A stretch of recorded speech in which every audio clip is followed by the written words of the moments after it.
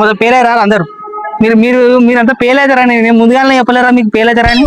చదువు రాని సన్యాసులంతా మన క్లాసులోనే బతుకుతుర్రు. వేస్ట్. అరే వేస్తురా మీరంతా. మీరు చదివినా చదవకున్నా మీరు వేస్టే. ఛాయ్ వచ్చిందా అమ్మ? ఏం తెచ్చినావు అమ్మ మల్లమ్మ? ఛాయ్ తెచ్చిరా అమ్మ. నువ్వు రేపు నుంచి డ్యూటీకి రాకు. నువ్వు నీ జాబ్ నువ్వు రిజైన్ చేయి. నీ బదులు ఒక జాయిన్ అవుతాడు చూడు. పోతావారా మెమ్మట? ఆమె రాదు రేపటి నుంచి. ఆమె ఎమ్మట నువ్వు పోయి నువ్వు కూడా సాయము సాయం అనుకుంటుండు. కనీసం గా పోస్ట్ అయినా వస్తుందిరా నీకు.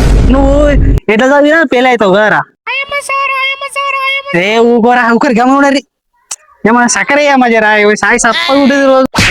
ఓ సాయం కటింగ్ కూడా నువ్వు ఫెయిల్ అవుతావు అని చెప్పిరా. నువ్వు మళ్ళీ ఫెయిల్ అయినావు.